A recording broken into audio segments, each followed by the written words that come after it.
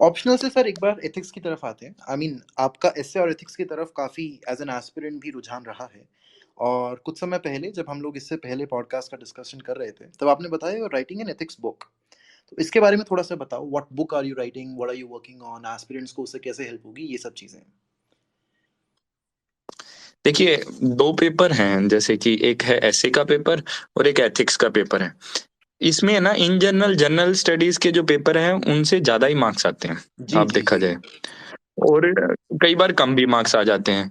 तो कई बार है ना, जीएस 1, 2, 3 है, उसमें लगभग 3-4 नंबर का ही डिफरेंस होता है सभी के अंदर, तो ज़्यादा चेंज नहीं हम्म। होता है।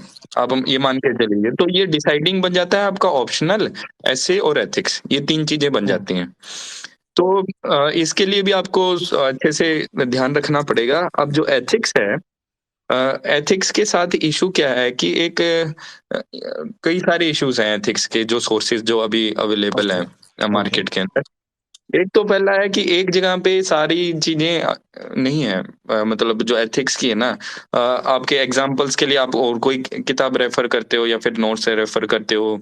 थ्योरी के लिए कुछ चीज़ वहाँ पे अच्छी दे रखी होती है, कुछ चीज़ वहाँ पे दे रखी होती है। जैसे जनरली स्टार्टिंग में लेक्सिकन पढ़ते हैं, फिर हम्म। उसके बाद वो थोड़ी-सी बेसिक सी जी। बुक है, जो यूपीएससी जो आस्क कर रहा है क्वेश्चन, वो थोड़ा-सा दूसरे एरिया से कर रहा है। तो एक सोर्स की जो है ना, एक सिंगल सोर्स की कमी है मेरे को लगता है, और उसका ये है कि मेरे को, जैसे मैंने ना एक सोर्स ट्रेसिंग किया मैंने एथिक्स ओके। का। हुँ, सोर्स ट्रेसिंग मतलब कि आप एथिक्स के पिछले पेपर देखिए, और ये देखिए कि वो क्वेश्चन कहाँ से पूछे जा रहे हैं। हम्म। तो मेरे को रियलाइज़ हुआ कि कई सारे गवर्नमेंट के सोर्सेज़ हैं, वहाँ से डायरेक्टली क्वेश्चंस पूछ रही है यूपीएससी। आप देखा जाए सेकंड ईआरपी से बहुत क्वेश्चंस पूछे जाते हैं। फिर डीएआरपीजी, जैसे department of administrative reforms and, ये वाला जो डिपार्टमेंट है, जो कई सारे सिटीजन चार्टर के मॉडल निकाल के लेके आता है, या कई सारे डॉक्यूमेंट निकालता है, उन डॉक्यूमेंट से क्वेश्चन पूछे जा रहे हैं।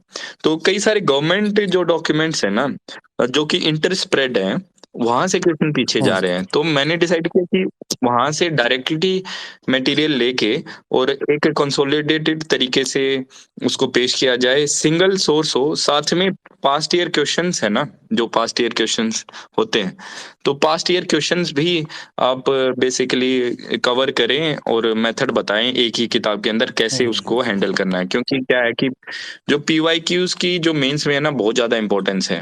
ये विद पैसेज ऑफ टाइम आप रियलाइज करेंगे कि जो मेंस कोई भी सब्जेक्टिव पेपर होता है इन जनरल, उसके अंदर जो टॉपिक्स है ना, वो लिमिटेड ही होते हैं, लेकिन जो टाइप ऑफ क्वेश्चन वेरी करता रहता है टाइम के साथ। जैसे जैसे प्रोबेबिलिटी इन गवर्नेंस का अगर आप एग्जांपल ले हम्म। लें, तो जनरली सिटीजन चार्टर से ही क्वेश्चन आए। अगर सिटीजन चार्टर का क्वेश्चन होगा, तो वो मतलब एक दो एरियाज हैं, वहीं से ही लिमिटेड एरियाज हैं जहां से क्वेश्चन बन ओके। सकते हैं। तो अ, अगर आप उनको पीवाईक्यू को के एनालिसिस के बाद वो उन एरियाज को अच्छे से समझ पाएँ और पीवाईक्यू कैसे आंसर करने हैं, उनके अगर आंसर एक जगह पे मिल जाएँ, तो अच्छा रहता है राइट। एस्पिरेंट को, कि आइडिया मिल जाता है कि कैसे लिखना है। कि जो नया क्वेश्चन आएगा, तो उसी की लहजे का कोई क्वेश्चन आएगा, तो उसको आप अपनी तरफ से मॉडिफाई करके उसको लिख पाएँगे। तो जनरली जो पीवाईक्यूज़ होते हैं, उनकी बुक्स तो अवेलेबल हैं, लेकिन वो क्या होता है कि क्वेश्चन लिख देते हैं पूरा, लेकिन आंसर में जो अनरिलेटेड चीज़ लिख देते हैं। आप ये समझिए कि मतलब क्वेश्चन कुछ आपने देखी होंगी कोई सारी बुक्स, जो पीवाई की में की हैं, वो क्वेश्चन तो ठीक है, वो यूपीएससी का उठा लेते हैं, लेकिन जो आंसर में बिल्कुल अनरिलेटेड चीज़ रख लिख देते हैं, जिसका कोई सेंस ही नहीं बनता उसके साथ। तो रेलेवेंट आंसर्स होने चाहिए पीवाईक्यू के, तो जो सर पूछा मेरे, है वही हाँ है। जी, तो हाँ प्लीज प्लीज कह रहे हैं। हाँ, तो ये एक दूसरा पॉइंट मैंने देखा है। और तीसरा है कि जो केस स्टडीज एक बहुत ही जी बड़ा जी। पार्ट होता है, आप देखा जाए कि पेपर का। तो पहले तो ये होता है कि टाइम मैनेजमेंट, क्योंकि बड़ा पेपर होता है जीएस 1, 2, 3 के कंपैरिजन में, जो नंबर ऑफ वर्ड्स हैं लिखने जाते हैं वो ज्यादा होते हैं। तो केस स्टडीज को कैसे मैनेज किया जाए, एक फ्रेमवर्क बना के किस तरह से उनको हैंडल किया जाए, तो उसके लिए रियल लाइफ मतलब किस तरह से एक स्ट्रक्चर बन जाए ना केस स्टडीज का, तो ये होते हैं स्ट्रक्चर्स कई हम्म। सारे। तो जैसे आप पढ़ेंगे तो रियलाइज करेंगे। तो वो एक स्ट्रक्चर के साथ पुरानी केस स्टडीज़ को आंसर करके दिखाया जाए, तो मेरे को लगता है यूपीएससी के जो एस्पिरेंट्स हैं उनके लिए बहुत हेल्पफुल होगा। और अगर मेरे इस एफर्ट हुँ, से किसी को इवन 5-10 नंबर का भी इम्प्रूवमेंट हो मिलेगा, तो वो एक तरह से उसके लिए बहुत ही राइट, यूज़फुल होगा, क्योंकि ये डिसाइडिंग पेपर राइट। है, one of the deciding papers में माना जाता है। और सिलेक्शन से कई बार यही कुछ आप कई बार क्या होता है, प्री है वैसे मेंस में रह जाता है, कई इंटरव्यू कॉल में ना थोड़े से ही नंबर का डिफरेंस हाँ। रह जाता है, जब बाद में जब मार्क्स देते हैं हुँ, ना, तो ये मेरा एक एफर्ट रहेगा कि वन स्टॉप सॉल्यूशन हो एथिक्स के हुँ। लिए। तो मैंने इवन सोचा है कि किताब का नाम भी one stop solution for ethics अच्छा, पेपर जी, रखा जी, जाए। जी। तो नाइस। ये तो ये एफर्ट कर कब रहा हूँ तक आ मैं, सकती लेट्स है? सी। मतलब कब तक हम लोग एक्सपेक्ट कर सकते हैं इस बुक को? देखिए ये मेरी कोशिश ये रहेगी कि इस किताब को ना जब प्री खत्म होगा ना, उससे पहले-पहले अगर मार्केट में लॉन्च किया हुँ, जाए, तो अच्छा रहेगा, क्योंकि उस वक़्त जब प्री का एग्ज़ाम देता है कोई बच्चा, तो सबसे राइट। पहली चीज़ वो देखता है कि एक तो एस्से का कहीं से मटेरियल हुँ, मिल जाए और एक एथिक्स का कोई मिल जाए। तो उस टाइम पे हम सोच रहे हैं, अभी चल रहा है 60-70% काम हो गया है उसके इंटरेस्टिंग। ऊपर। कोशिश है कि उस टाइम पे अगर टाइमलाइन पे अगर कर पाएँ कहीं हम। प्री लॉन्च मतलब बुक कर सकते हैं, तो मैं अभी बुक करना चाहूँगा सर। ठीक है जी, ठीक है। Done, done, done. और सर एक सवाल था बीच में, जैसे आपने बताया कि अभी कुछ ही सेगमेंट्स हैं जहाँ से सवाल आ रहे हैं। तो ये सिर्फ़ थ्योरी क्वेश्चन्स हैं या केस स्टडीज़ की बात आप कर रहे हो? सेकंड एआरसी या फिर सिटीज़न चार्टर्स वगैरह? देखिए, हाँ, जो है ना, अगर आप पीवाईक्यूज़ लीजिए राइट। आप, मैं आपको एक जी, छोटी जी। सी एक्सप्लेन करूँगा, जो एक्सपीरियंस है ना, पिछले 3 साल के भी किसी के पेपर के एक सिलेबस का प्रिंट आउट उठा हुँ, लीजिएगा, हुँ, और एक पिछले 3 साल के ले लीजिएगा, हुँ।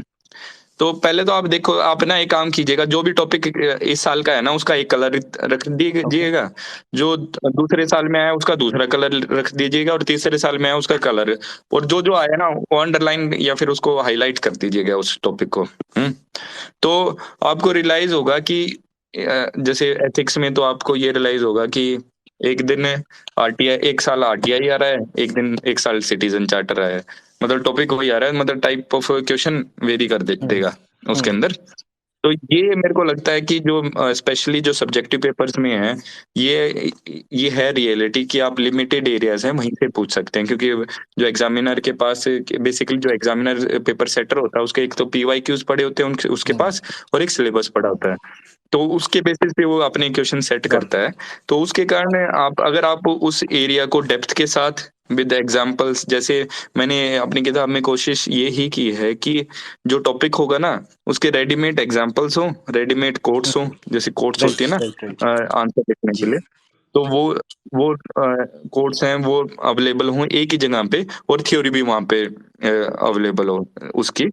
तो और डेप्थ होनी चाहिए। डेप्थ का तरीका क्या है कि जो गवर्नमेंट सोर्स है, उसकी को पढ़ के मैंने एक समरी सी बना के कि हाँ, ये लिखा जा सकता है इस गवर्नमेंट, क्योंकि जो गवर्नमेंट के डॉक्यूमेंट्स हैं ना, वो बहुत ही बल्की होते हैं। अगर आप ये देखें ना, डीआरपीजी या राइट। फिर सेकंड ईआरसी है, ये बहुत ही ज़्यादा बल्की-बल्की हो जाते हैं। तो क्योंकि उसमें ना वो they are not meant for a UPSC exam, उनका पर्पस दूसरा होता है कि उसका मतलब बहुत ही ज़्यादा रिडंडेंट एग्ज़ाम के पर्सपेक्टिव से मटेरियल भी होता है उसके अंदर।